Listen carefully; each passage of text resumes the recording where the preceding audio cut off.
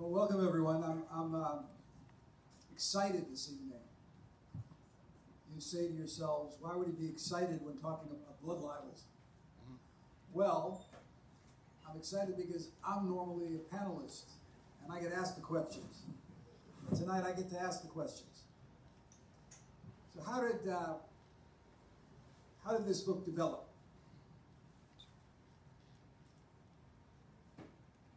November 10th, you can't make this stuff up. It's exactly 50 years after the Zionism equals racism resolution in the UN, 1975. And I'm in New York, and the spokeswoman from the embassy says, Ambassador, you got to meet with the editorial board of the New York Times. I said, why would you wish that on your boss? And she said, no, it comes with the territory. You've got to meet with the editorial board of the New York Times.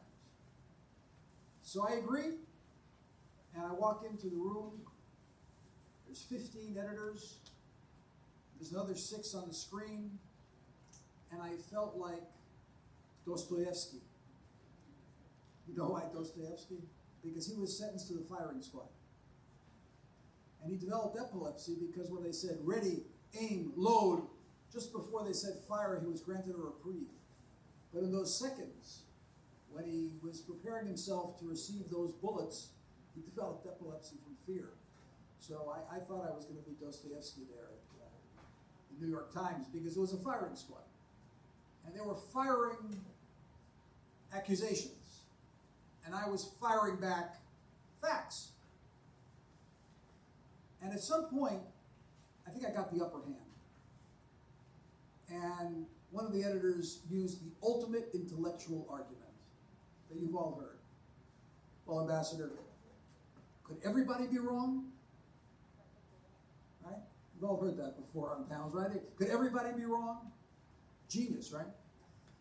I said, well, not everybody is wrong because Douglas Murray is a distinguished journalist. He's gone through Gaza.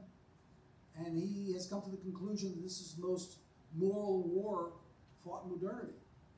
And then I said, John Spencer didn't get it wrong. He's the #1 expert on urban warfare in the world, and he says that we have the lowest combatant to non-combatant ratio in modern warfare. And then I said, but if you think it's everyone, maybe it's because of you.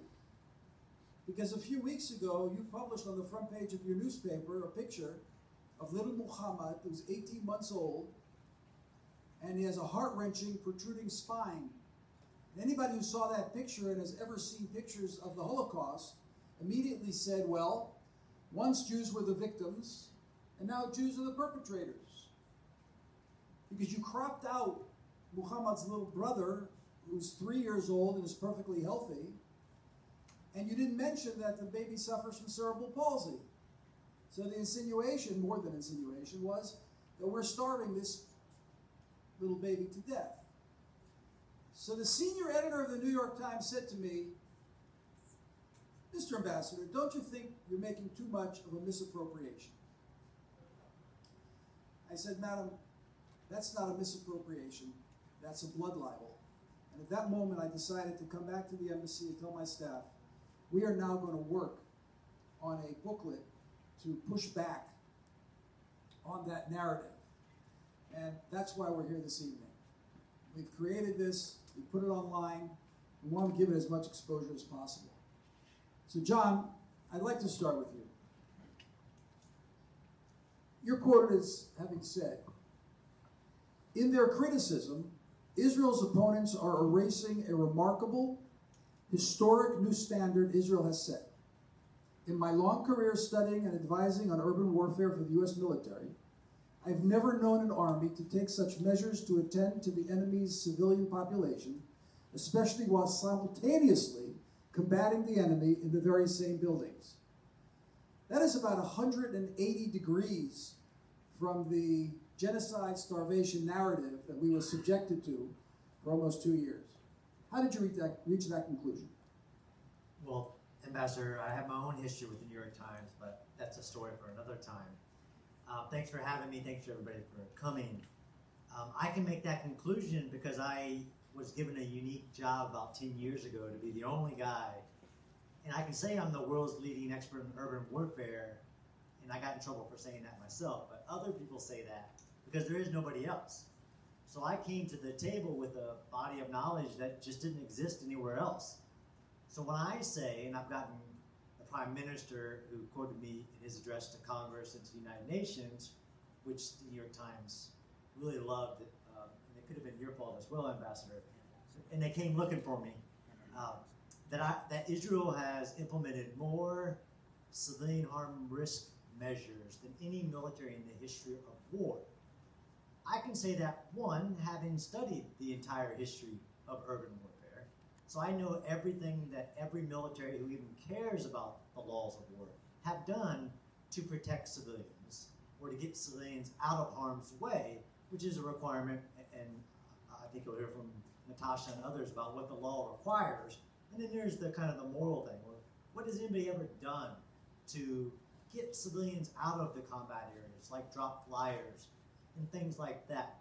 So I listed in a couple articles, like, here's a list that all that Israel does, that the IDF do, that no military in the history of war has ever done, and I was misquoted on this one. Somebody said I said the gold standard, and I didn't.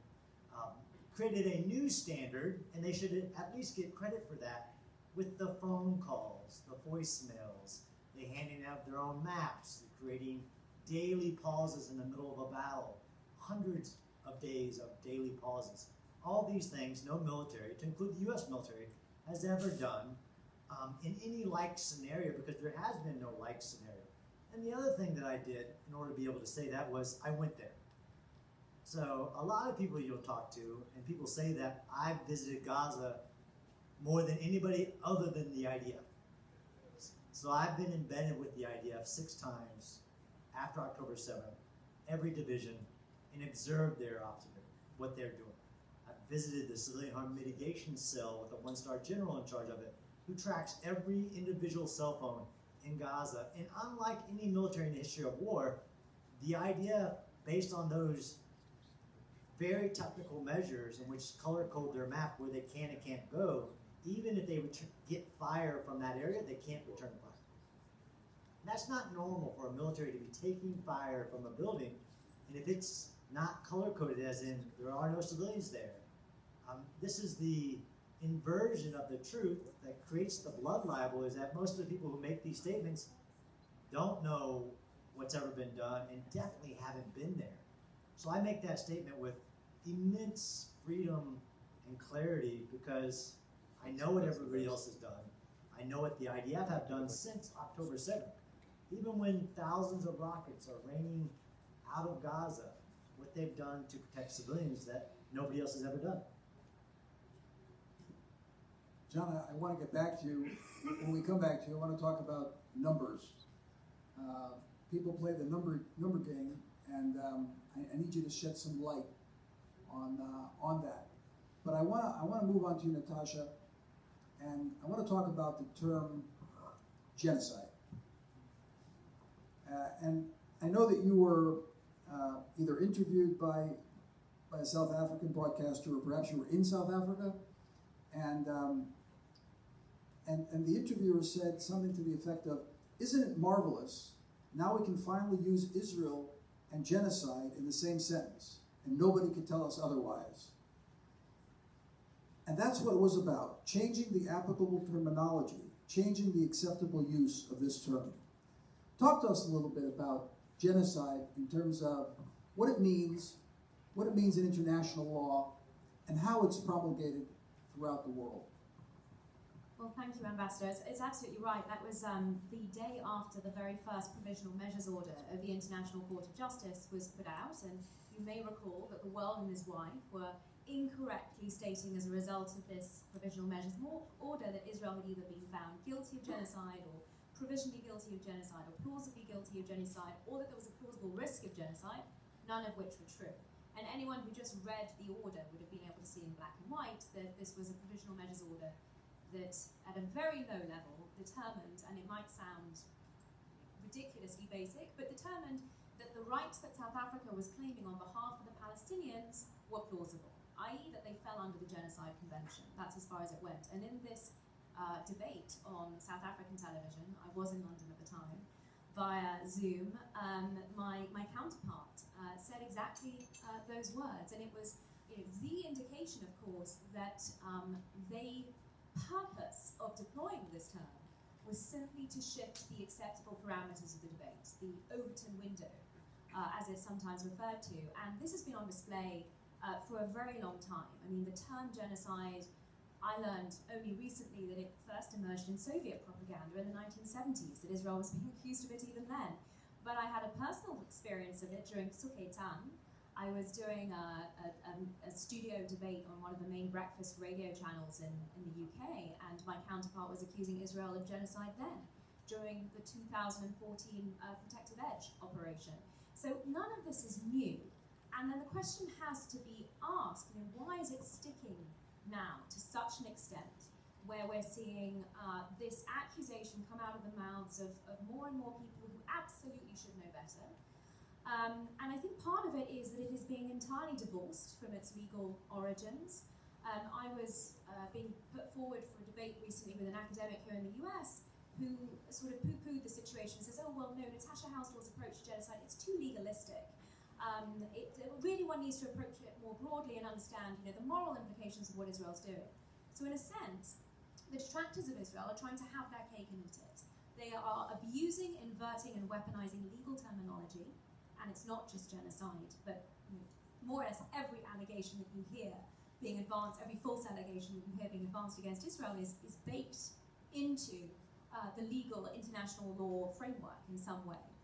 And in fact, even in this remarkable booklet, which I commend you and your incredible staff having put together, I think you reference Omar Bartov, who has a very similar approach of, we need to leave the constraints of the law aside and focus on, the essence of what Israel's doing, which must be genocide. And of course, Amnesty International and Human Rights Watch had a similar approach in their report, saying the definition of genocide is far too constrictive. We need to expand it so we can try and shoehorn Israel into it. But all of this is done upon the false presentation of the factual scenario. I mean, everything that John said, I entirely endorse. And when I went into Gaza with military experts from 6 NATO countries, quite frankly, their jaws were on the floor at the measures that Israel was taking to protect civilians in armed conflict, unprecedented. And every single one of those armies would have struggled to compete. It is setting a standard that is far above the requirements of international law. And then you have to, I think, step back and ask yourself, okay, well, how can these polar opposites exist? And the motive, we'll come back to the very start of my answer, which is the motivation for using this. The reason I think that these international law terms are deployed, and I'm so glad you used the term blood libel, because these are the modern blood libel, but it is not just genocide and starvation. Ethnic cleansing, colonialism, apartheid, all of these terms which have a legal basis are inverted and abused in order to shut down debate. And in fact, it's the same thing that we see with the images of these children that you've referenced very properly. When you see an image of a starving child like that, it's remarkable how many people failed to look at the mother that was holding this child. In many of these images, some of them had a double chin. Now, I've never encountered a mother who would eat before her starving child, and yet, faced with that sort of imagery and faced with that sort of legal terminology, reason, logic, analysis, all of that seems to go out of the window, and faculties shut down, and there is an emotive and guttural reaction. And I think that's where the motivation behind this is coming from. I'm sure many people in the room know the definition of genocide, know the intent that is required. My difficulty is that focus on the technicalities in that sense. Focus on what it is, the crime of crimes, how it is defined in international law and how it emerged from the Jewish experience of the Holocaust. Having that debate, the difficulty with it is that it already gives credibility to the allegation. And being able to explain why these blood libels are being deployed and the effect that they're having is, I think, the next step in this process, and what we very much need to move to do, because I fundamentally believe when reasonable people understand that they are being lied to, that they are having the wool pulled over their eyes, there must be a a response to it, then there must be a recognition of how far this has been pushed and where the pushback needs to start. Thank you. Natasha, on the next round, I'd like to expand on that and talk a little bit about Europe and the role of the ICC in demonizing Israel. So if you can give that some thought and preparation, not that you need any preparation.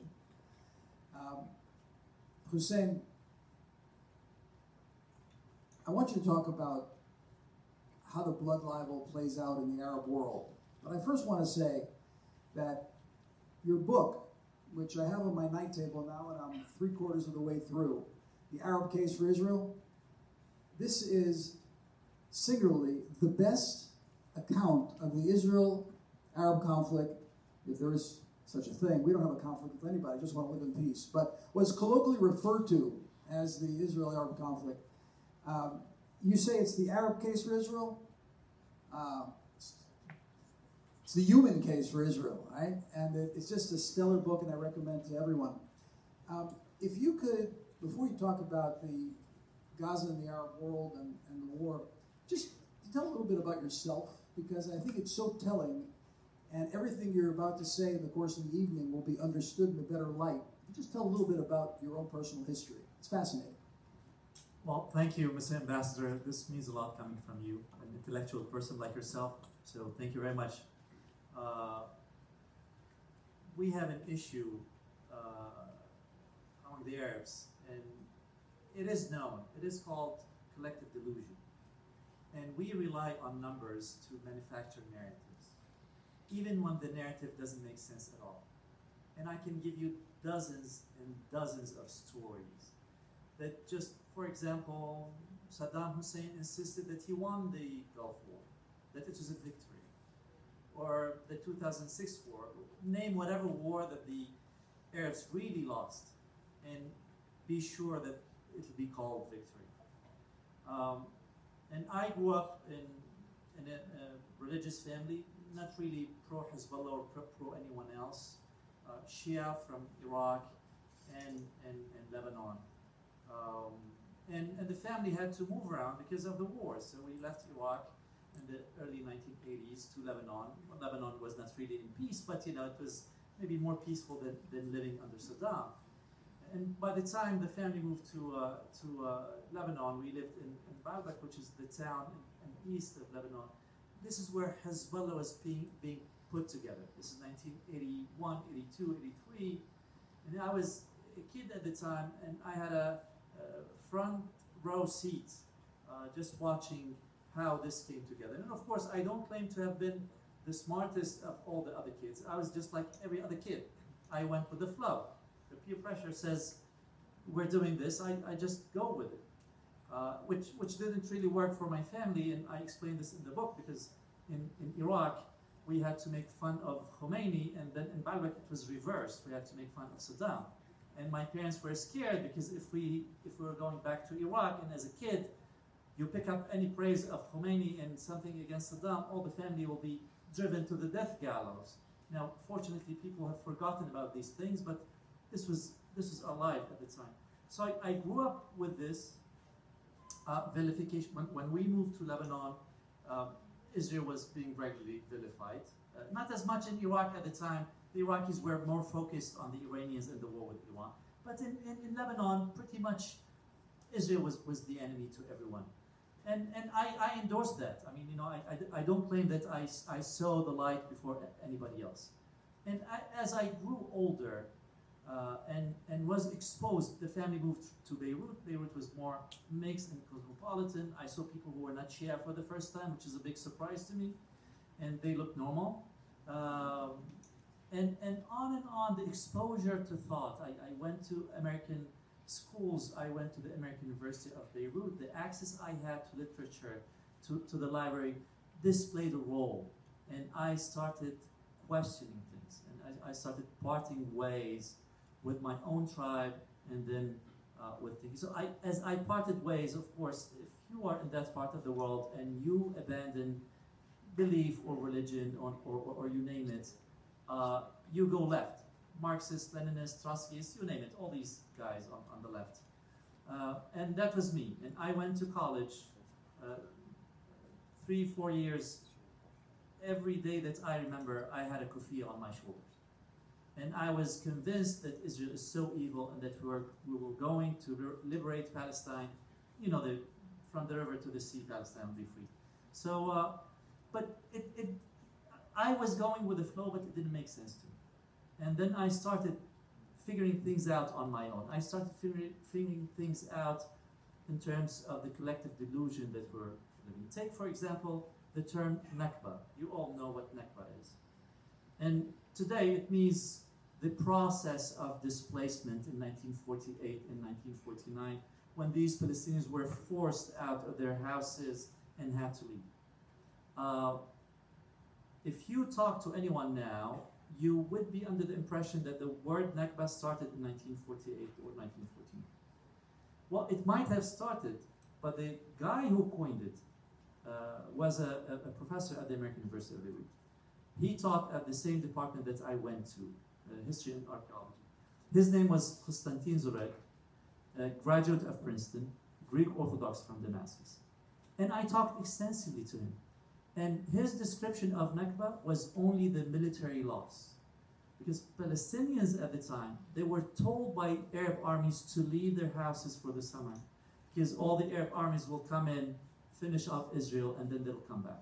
So this is just a minor example of how this story has been transformed in a way. And by the way, the Palestinians never celebrated what they do now until sometime in the 1980s. So this is just one illustration of how many concepts you can come up with and challenge and find out that this is fake, this doesn't make sense. And I try to debunk a lot of myth in the book, and I try to describe my journey. Now, one of the biggest turning points for me on Israel was when Israel pulled out of Lebanon. And I could drive. This is what year? This is 2000, the year 2000. And I was at the time working for the Daily Star, which is a newspaper in Beirut. And I could drive to the border. And there was just a flimsy barbed wire, so the border was really nothing. And I could touch Israel for the first time. And I could see Israeli families across the fence in Metula and these villages, driving their kids to soccer, or men working the field. And this was the first time that I had felt that these guys are families like us. And I started thinking, well, I sit here in my library and I read about life and liberty and freedom and democracy. Are there really Israelis on the other side doing the same? And if you live in Lebanon, and this is where you control information, learning about Israel is really filtered in such a way that you will get Edward Said as your first source, the professor in Columbia, for those who don't know him. And then you get Chomsky. I think everyone knows who Chomsky is, and Finkelstein. So these three. And you can also buy Mein Kampf on any shelf anywhere. At least not all of them are Jewish. Well, of course, there's a mix over here. So this is your access to information in Lebanon if you want to learn about it. So when I drove to the border, I noticed that I could get Israeli channels on my radio. And then when I drove back to Beirut, I found one spot on the coastline where I could get Reshet Aleph and Reshet Bet on the AM. And I thought, okay, now this is great. I am going to decode the Hebrew language, to understand the Hebrew, to listen to the debate on these radio stations, to see what these guys are saying about us. And this trip kept on going for over a decade, maybe 2 decades. And you know what I discovered? None of what they say about us was true. None of it. Like, none of it. And I also describe in the book going to, over here in Rockville, to Yom HaZikaron. And this is when people are singing these sad songs for those who have fallen in wars defending Israel. And to my surprise, if you didn't know this story, you wouldn't know who the enemy was. There's nothing that says, he fought Syria, he fought Egypt, he fought the Libel, nothing. Just these people died defending themselves. Who the enemy is, you wouldn't know. And if you go to a similar event on the Arab side, it would be the total opposite. So on and on, I kept on coming to or digging up information. One last thing I'll say about this. Where do you think the majority of the Muslims get their information about Jews and Israel? I'll answer you, the Quran. And you know that the Quran says that the Jews said that Ezra was the son of God. And if you ask any Muslim, they think this is the Jewish faith. Now, go ask any Jew what they think about this, and you all know the answer here. Just a small example of how distorted this starts from the very first word that any Arab learns about Jews in Israel. And this was the idea of the book, just describing my journey and debunking myth along the way. We come back on the next round. One of the revelations I found in the book that I had no idea about was Code Alpha. The history of Gaza and the attempt to actually resettle many of the refugees from Gaza. And I think it's some important background. So when we come back, I'd like you to talk about that. John, please talk to us a little bit about numbers. Okay, we've had this discussion. You've given some fascinating data about Fallujah and Mosul and your experiences, 2 tours in Iraq, your history of 25 years, and all of your studying on the subject of urban warfare. Talk to us about the numbers. You've described how Israel behaved in Gaza in terms of the orders it gave, in terms of how it conducted itself. What about the actual results? Okay, I know you don't like the numbers game, but share what you don't like about it and explain why it's so important. So I've shared with the ambassador that I was kind of the genesis of the civilian to combatant ratio in a conversation in an article in December of 2023, I think, because there was some comparative analysis going on. I'm like, okay, I got you. I know where the bodies are hidden. Here's some numbers. And then it kind of took its own birth and its own leg, where when I wrote an article explaining all that Israel does to protect civilians in urban combat that nobody's ever done in history, then they just say, yeah, John, but what about the numbers? Along with this amazing book, one other book I would recommend that I was given at graduate school at Georgetown was a book called Lies, Damn Lies, and Statistics. And it tells you about how I can take any number and try to make it fit the narrative that I already want to sell to a very large crowd. And while figures don't lie, liars do figure. And this is where I can take the numbers from Gaza and I can show you how they are aggregating the numbers. And that number that's beautifully detailed in this book, of course, the numbers that have come out of Gaza are every person who has died for any reason in Gaza. So that's where you get to the attribution of, okay, who's a civilian, non-combatant, who's a combatant? Well, who's the person who's looking at a body, if there is a body? Because in the beginning, you could go into Gaza, you could log on to a Google Drive and say, report your martyr here. And if somebody was missing, you could put their name on the list and they would be on the list. Of course, they've scrubbed that list and they've taken some off and they've added some.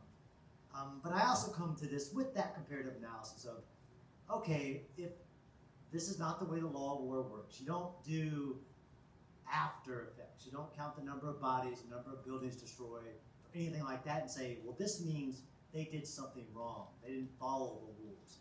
Because that's not the way it works. And you also don't aggregate the numbers, right? Because if you've ever heard of a number in this book, it's about the Gaza war. It's not about a battle. And I do comparative analysis. I do case studies, so I can take battles.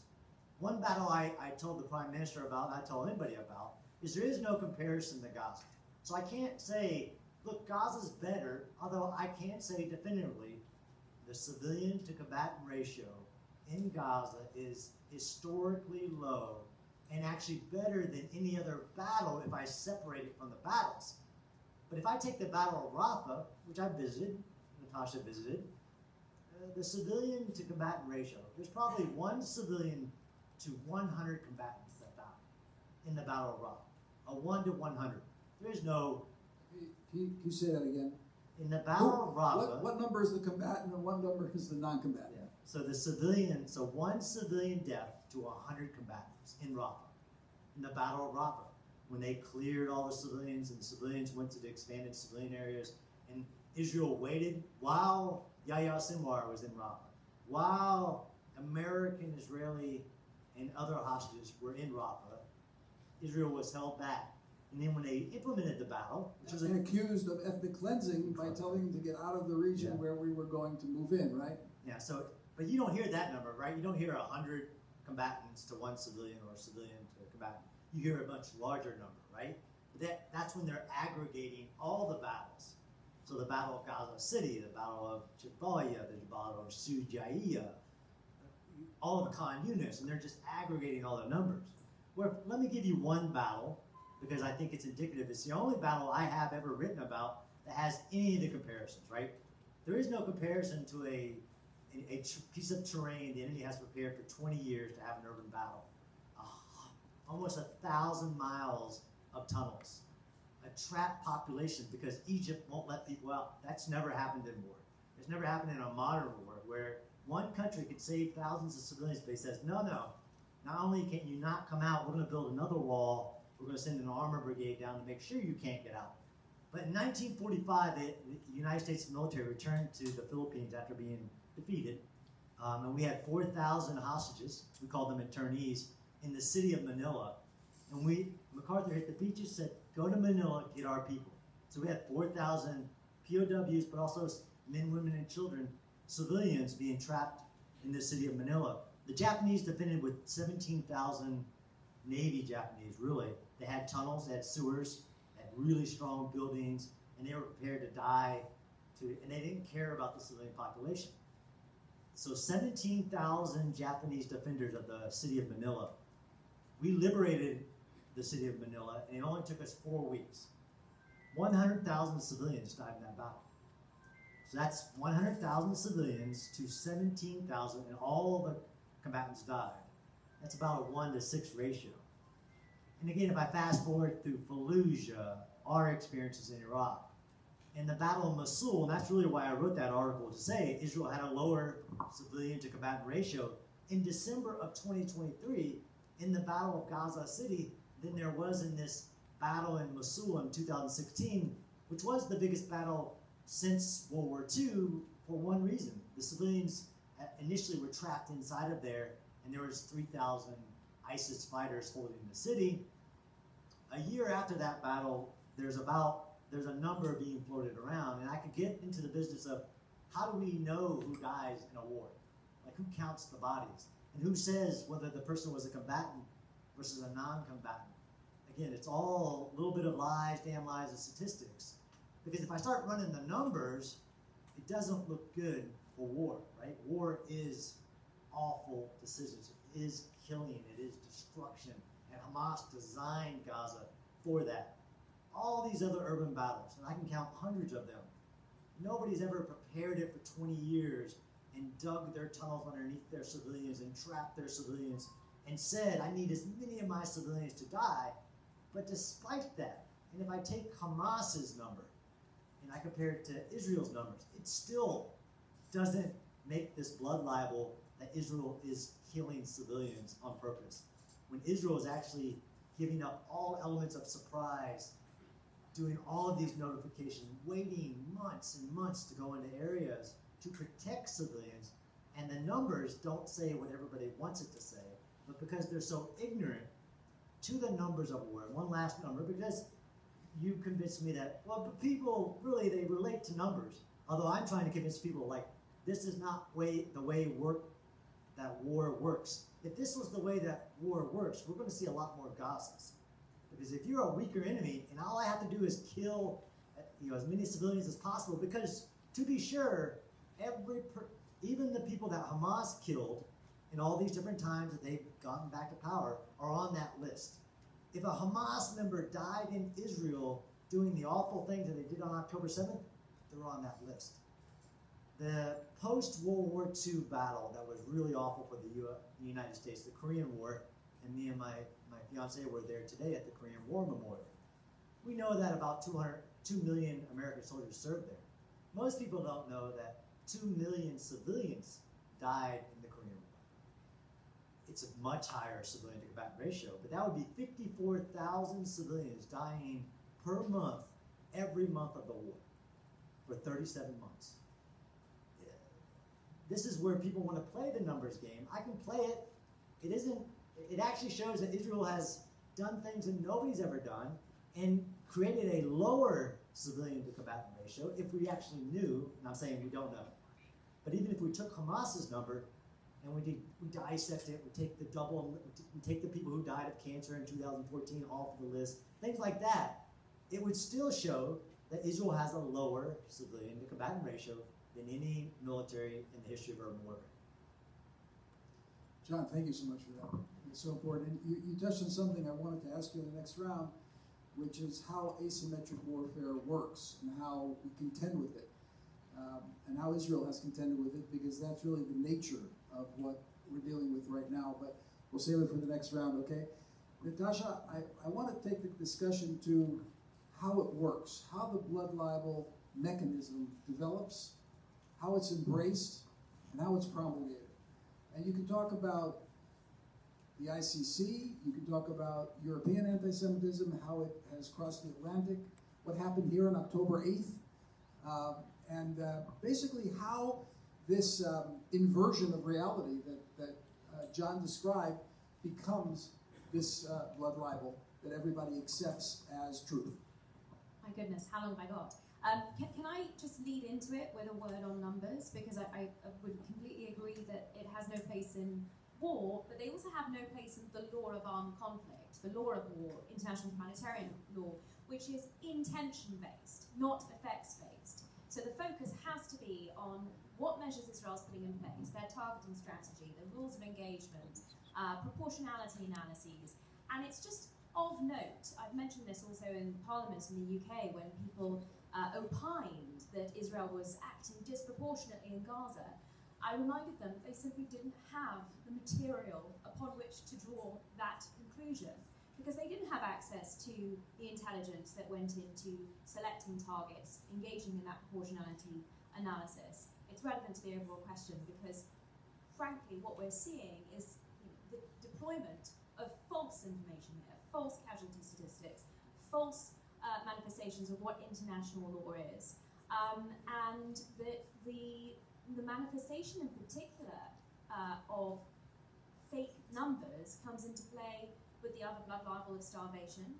And in the booklet, it's important that there's a very detailed chronicling of the level of aid that Israel had been facilitating into the Gaza Strip throughout the war.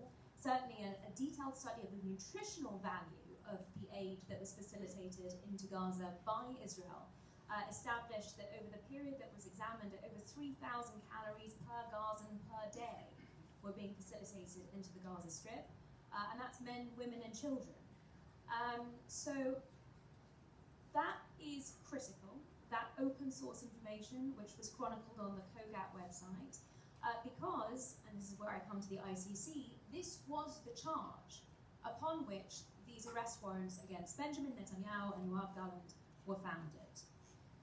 The conduct of the International Criminal Court, of the prosecutor Karim Khan, and of the judges that issued this warrant is extremely dangerous, not just for Israel, but for international rule of law, and for any law-abiding state. There are three major reasons why the conduct of the ICC has been totally unacceptable. The first is that it's acted without jurisdiction. Israel is not a member state of the ICC, neither for that matter is the US. And I think there are very similar reasons that both of those countries refused to join this court, because it was clear, even at the drafting of the Rome Statute that founded the court, that this was going to be a court used for political agenda. And deciding first to investigate under the former prosecutor Fatou Bensouda, absent jurisdiction, and then to issue these arrest warrants shows that hope, or that fear that this was going to be used for political purpose was accurate. Jurisdiction is key because it's what separates a political body from a court. And once that jurisdiction, which is handed to the court by the member states who've signed up to it, once that's thrown out of the window, this isn't a court with any credibility, certainly not in my humble opinion. The second serious problem with the court's approach is that it broke its own rules, and that's importantly the rule of complementarity, whereby any state should be able to investigate the allegations that are put forward, that was not afforded to Israel, and much has already been written about the timing of the arrest warrant application and difficulties that the prosecutor might have been facing in a personal capacity. But the third major problem with the arrest warrant applications, and this is evident from those summaries of the arrest warrant applications that the prosecutor put out, is that every phrase of every sentence of that summary was false. And an organisation I've worked with for over a decade, UK Lawyers for Israel, together we went through the material that the prosecutor made public that he had put before the court. That in and of itself was unprecedented. Usually arrest warrants are applied for in secret, so that the people subject to them are not aware and they may be picked up internationally. Not so here, and I think that's very telling. If we go back to the start of this process and the opening of the investigation against Israel in 2020-2021, it came a matter of months after a very significant 600-odd page report into the court that destroyed it. I mean, it was a court that had failed to live up to the lofty aspirations of its founders, but it was also a court that was criticised for an atmosphere of fear and intimidation. And it's very interesting that very shortly after, the idea to open an investigation against Israel was born. What better way to rehabilitate oneself in the eyes of the international community than by going after the world's punching bag, the only Jewish state? And that's the only way that I can understand why a court would throw jurisdiction, its own rules, and the facts out of the window in this fashion.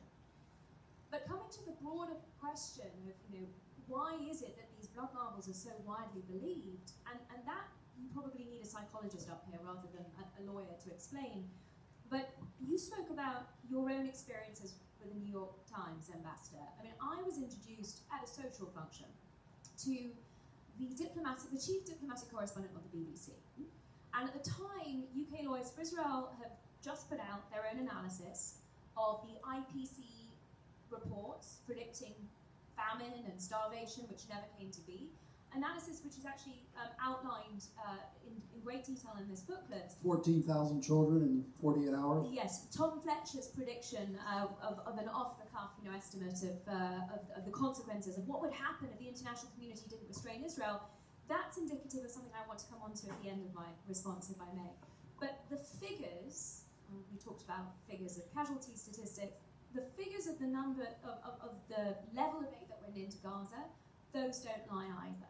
The IPC reports did ultimately lie in the way that they went about massaging and misrepresenting and undercounting much of the aid that went in. And the UN was also responsible for undercounting, it would seem deliberately, because they had perfectly good access to the amount of aid that was going into Gaza.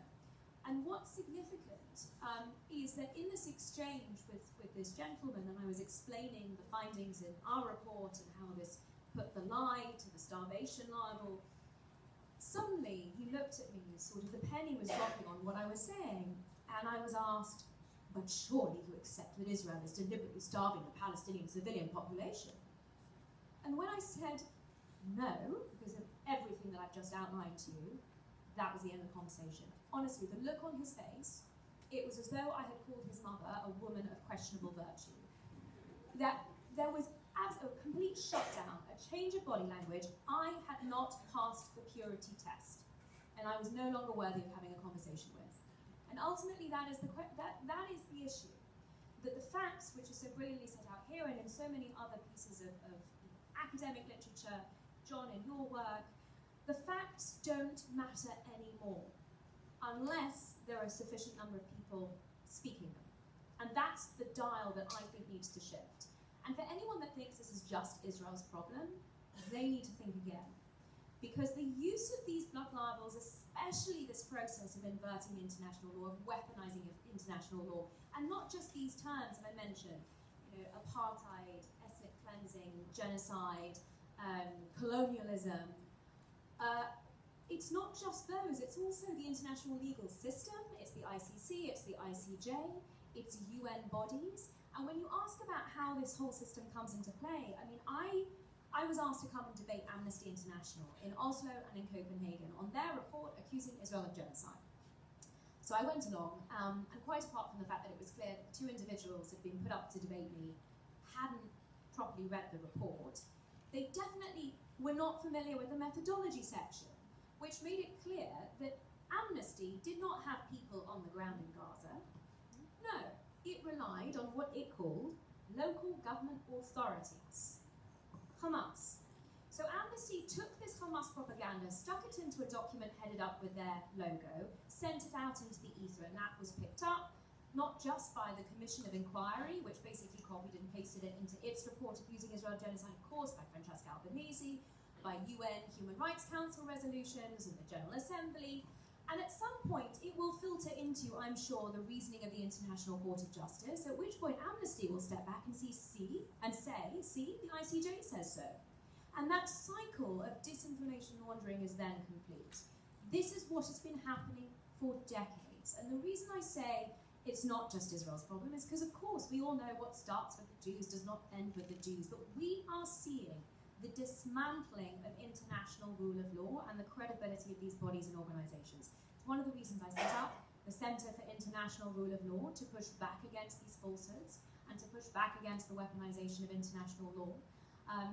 For the sake of the free world, frankly, because for so long we have seen this battle between rule of law countries, like the US, Israel, the UK, most of Europe, and non-rule of law countries. And rule of law countries view law as a curtailment on government power, whereas non-rule of law countries, the despots and dictatorships of this world, view law as a means of wielding power.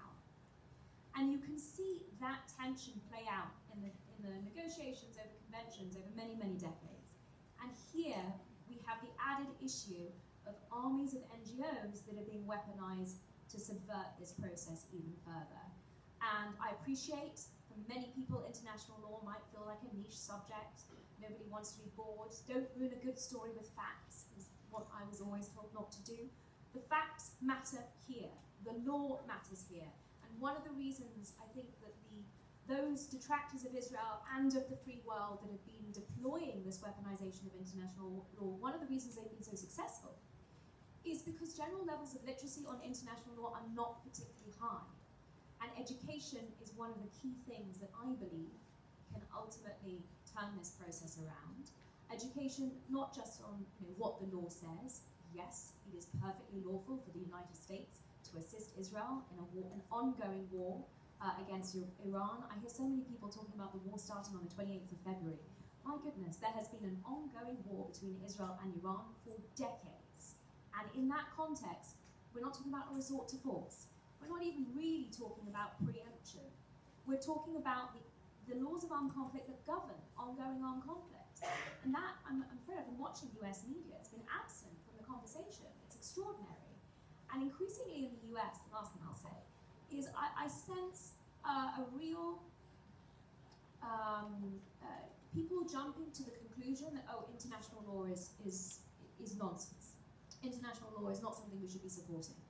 And the reason for that, I believe, is that they're being lied to about what international law says. Of course, if international law said a country that is being fired upon is not able to defend itself, it would be nonsense. If international law says, as a New York Times journalist I saw said, a stronger state, of course, is not permitted to hit a weaker state. That would be unlawful. I mean, this is what the New York Times prints. That is bonkers. It is untrue. And that's where I think that international law itself is under so much threat. Because if people are being led to believe that this is the reality, of course they're going to say it's not worth the paper it's written on. And we need it. We need it for the way that states interact with each other. We need it for the way that we live our everyday lives, and we need to save it. Well, Natasha, it's great. You reminded me when you talked about your conversation with the gentleman who had a mother of questionable reputation. So I have a meeting with 5 senators who all voted in favor of the embargo of arms to Israel. And they're all telling me that we're holding up humanitarian aid going into Gaza. I'm saying, gentlemen, we're not holding up aid going into Gaza. Hamas is diverting the aid. And one of them said to me, oh, come on, Ambassador, it's only 10%. I said, well, let's say 10% of your campaign financing was being hijacked by MS-13. Would you say, oh, it's just 10%? But it is, in fact, 90%. And they just refuse to accept that. I said, look, we have pretty good intel. Remember, beep, beep, beep, beep? No, we have pretty good intel. And we say it's 90%. And they just refuse to accept the fact. Well, a couple days later, I come back to the office. And one of our experts comes running into my office and says, you're not going to believe this. Open up the computer. There's a UN website which actually tracks UN aid to war situations. And there it is, Gaza, 91%, according to the UN, is being diverted from the projected targets. So I called back the senator and I said, you got to see this. Go into your computer. I give him the website, and I hear silence on the phone. And he says, well, Ambassador, it says it's being diverted. That doesn't mean Hamas is diverting it. I said, Senator, are the dolphins in the Mediterranean diverting it? And what difference does it make who's diverting it? The bottom line is we're not holding it up. It's being diverted in Gaza, but we're not holding up. So you can't accuse us of starvation, but they're just simply uninterested in the facts. So you presented some interesting facts, Hussein, that blew me away. And I didn't know this, and I'll go back in history just a little bit. And the caustic, not casual, but the actual caustic attitude towards the Arabs of Gaza has a long history. And apparently, those who clamor today in favor of their humanitarian needs, back in the 1950s already, there was a plan to use the diversion from the Nile River through the Aswan Dam to bring water to northwest, not Gaza, but the peninsula, right, in order to resettle refugees from Gaza. And who was it that foiled the plan? What was the plan called? Code Alpha? It was foiled by the international community, by the Arab League. Who didn't care about it? And why has the prison of Gaza, right, as it's been called so often, why has that been perpetuated for so long? And who's to blame? Well, allow me, before I answer, just to say a bit from out of lived experience, because this is now in fashion. And I see two Lebanese friends in the audience who can corroborate what I'm saying. The Lebanese trust the IDF more than they trust their mothers. And that's a fact. And the reason I say this is that if you go on social media, you will find that the Lebanese, whenever the IDF says this building will be struck, get away from it, they do get away at a certain distance. They put up tripods with video cams, and they bring their chairs and their shisha, and they sit and wait, and they take life. They not only trust the idea, they trust the precision of the idea. And now, if you have friends and family in Lebanon, or just friends, just ask them, are you scared that your country is at war and these scary fighter jets are there? They're not. They know that Israel's going after Hezbollah with utmost precision. There are strikes that took out one living room, and the living room on top and the one underneath, the TV was still on.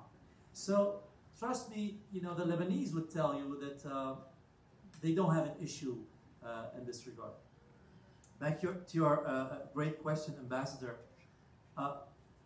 It just doesn't make sense to ask people to die for the cause. The Arabs back in the time used to be more reasonable, including asking these Palestinians who, as I explained in the book, they never called themselves Palestinians until 1964 when the PLO was put together. Before that time, they understood that the word Palestinian meant either Arab or Jew. So they called themselves the Arabs of Palestine. So at the time, these guys, whenever they felt threatened, not necessarily threatened for real, so the perception that the what they called them at the time, the Jewish gangs coming after them. They just left with the idea that soon the Arab armies will arrive and will restore everything back to order.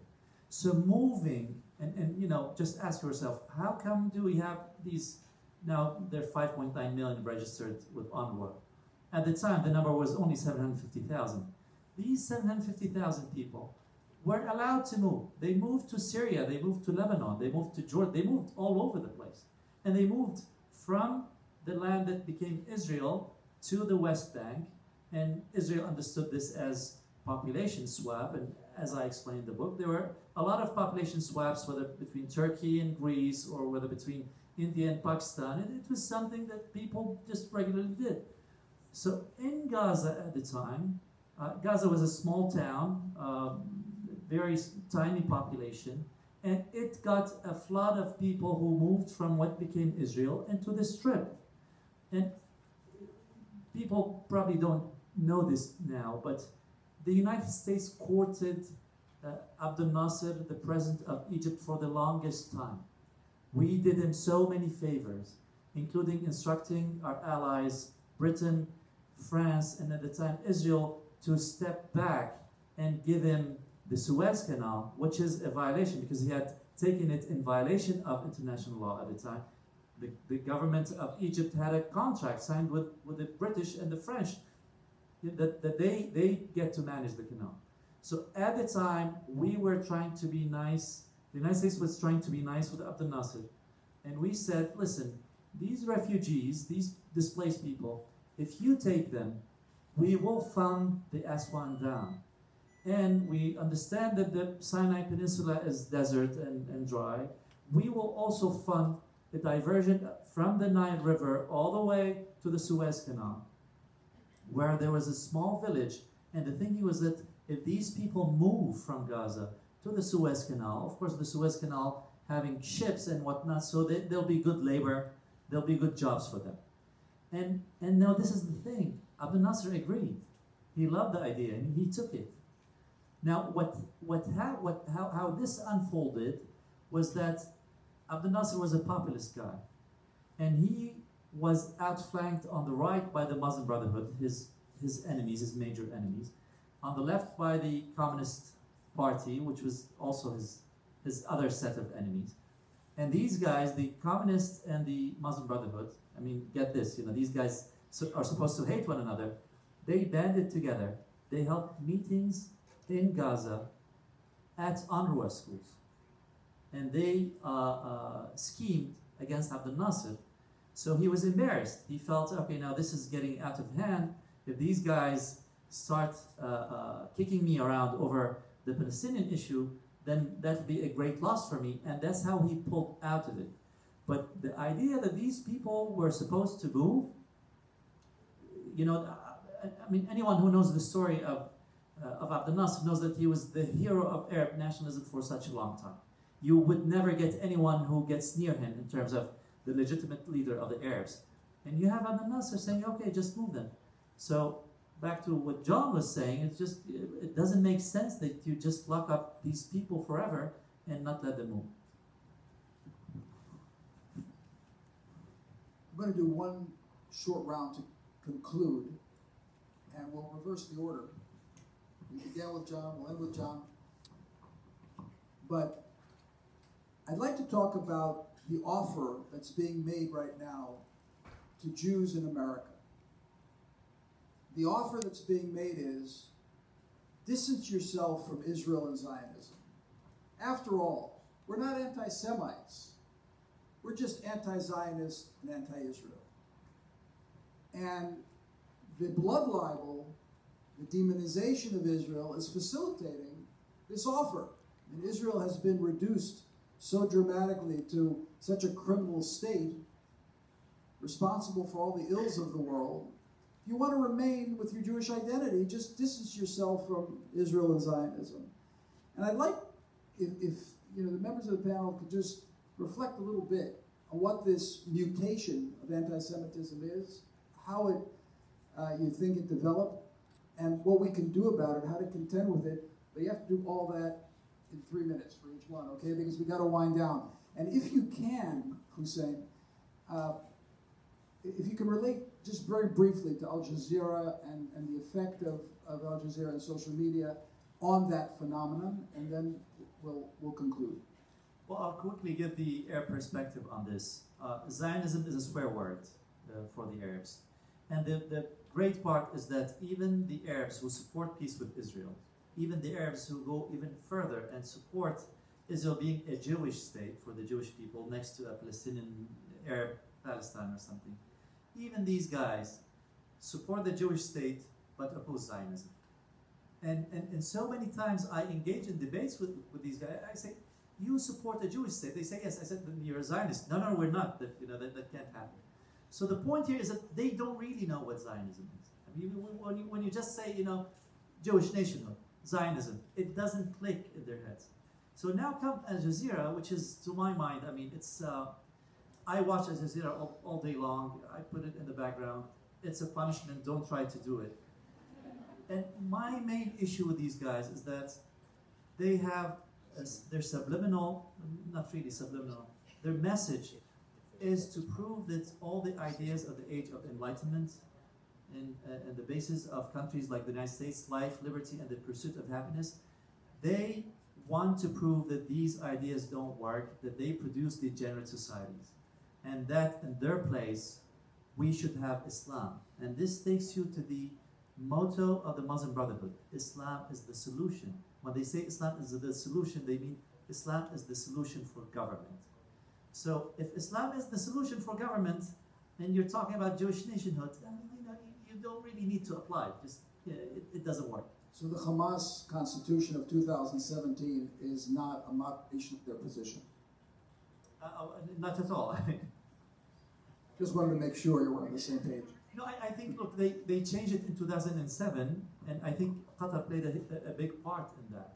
They made it more, quote-unquote, moderate, and they said that they accepted a Palestinian state on 1967 territory next to a piece of land, because they were not ready to recognize Israel.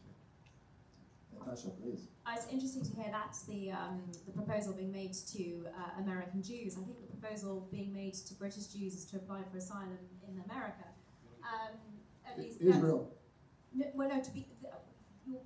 president and several others made the offer for British Jews to apply for asylum. We'd like to welcome you in Israel. Understood. It's being discussed a lot back in the UK, back in London. One thing, though, that may I just very briefly perhaps pose a question, which is, nobody needs to answer it, but it ties into what has been said by the other two members of this panel. The notion that Palestinian civilians would be forcibly kept in a war zone is anathema to anything that has happened before. It is key to the statistics and the casualty ratios that John gave you, and the politics that is clearly at play. But it's something that I was calling for since October 2023, is for Egypt to comply with its international law obligations to facilitate the safe passage of civilians into the empty Sinai. When you think about how Hamas was able to abuse the Al-Muwasi zone, they wouldn't have been able to do that in a humanitarian zone set up by the international community in Sinai. They wouldn't have been able to divert aid if they weren't in that particular area. And the fact that we haven't heard a single individual that professes to care about the Palestinian civilians call for that is extremely telling. And I appreciated the references to history as a granddaughter of Palestinians. It's something that I feel very keenly.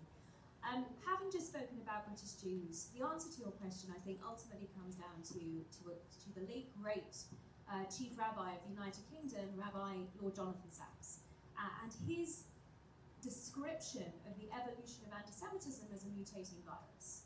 What began in the Middle Ages with the focus on Jews and the religion mutated to focus on Jews as a race, and eugenics was used to justify that. But today, it's the Jewish state, and it is international law and human rights that is used to promote these same blood libels and to justify that hatred.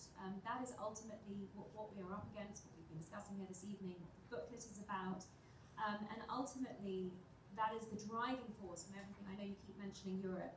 I don't really have very many positive things to say. We were discussing earlier the prospects of America being able to fight back against the forces of evil that we see so strongly at play in the UK, in the rest of Europe, and I fundamentally believe that everything I've seen of this country and the much, much stronger notion that you have here of what it is to be an American puts you in a much stronger position to push back against these forces. And I hope very much that Europe and the UK may be able to take some leaves out of that book.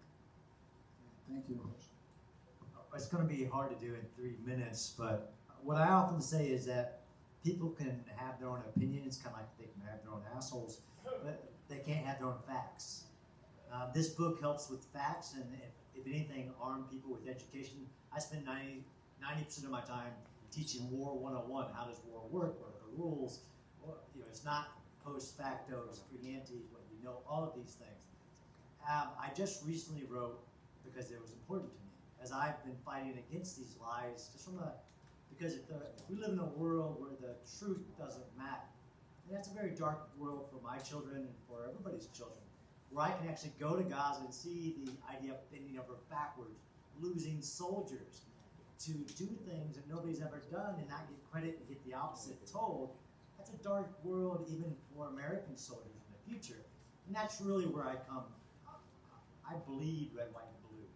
I'm always looking for what does this matter to America. I jumped into northern Iraq in 2003 as a paratrooper with an Israeli bandage on my hip, because I know the history of the relationship, especially between military to military, that abandoning Israel means a weaker U.S. military, a weaker United States. And I wrote this article recently, like, what do we get on our return on investment, so-called. It's billions more than we've ever invested in an ally that we have in Israel, that we have with, to be frank, no offense to Europe, no other country do we have an ally who shares its lessons in blood. And why did I jump in to combat with an Israeli bandage? And why did what I saw in Gaza, a little bit selfishly, why was I there? To collect the lessons of what Israel was doing in a situation that nobody's ever faced, but I guarantee they'll face it in the future, and how they started going into the tunnels and maneuvering against Hamas inside its own tunnels. That's a stronger United States. So for geopolitical reasons, in a land in the Middle East, that's always been a great power competition, whether it was Soviets, Russians, Chinese.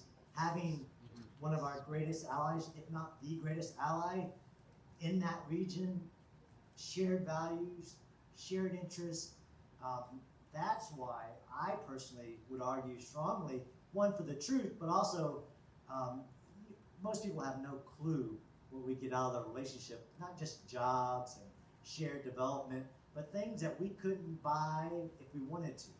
And that's in war, when somebody's trying to erase you from existence, the innovations, the lasers, the counter-tunneling, all these things that make the U.S. military the greatest power on the face of Earth, it's thanks to Israel. Wow, what a great way to end the discussion.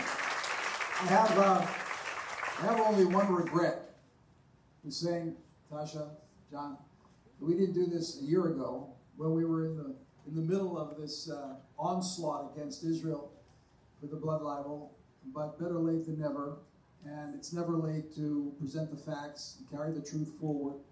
I can't thank you enough for taking the time and making the effort and being with us. I think it's very, very important, and we may have some 150, 200 people here this evening, but there's going to be many, many thousands of people that are on the other side of those cameras seeing it live stream, and they're going to get this on social media so that they can follow up and listen to the wisdom that you've shared with us this evening. I want to make mention, we talked about anti-Semitism and its new mutation of anti-Zionism. There's a gentleman here, who's a dear, dear friend, who spends all of his days and nights fighting the new anti-Semitism. Leo Terrell, you can just stand up.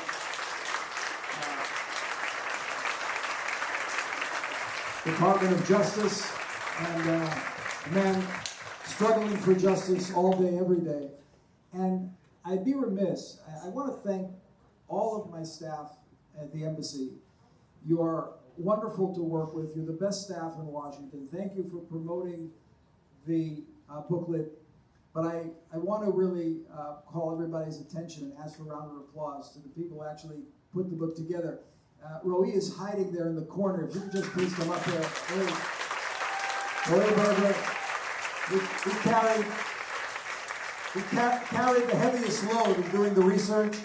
Leah Mendelson here in the front row. Please stand up now. Where's Sabrina? Thank you so much for adding the editing of the booklet. And my chief of staff, Michal, who oversaw the entire operation. So all I ask from all of you is just to carry these facts forward to friends and colleagues, and as far and as wide as you can spread it, because we are up against a tsunami of demonization, delegitimization of Israel and what really is the Jewish story. That's what we're up against, and we need to fight back. So thank you so much for being here this evening. Thank you, panel, and I wish you all a good evening.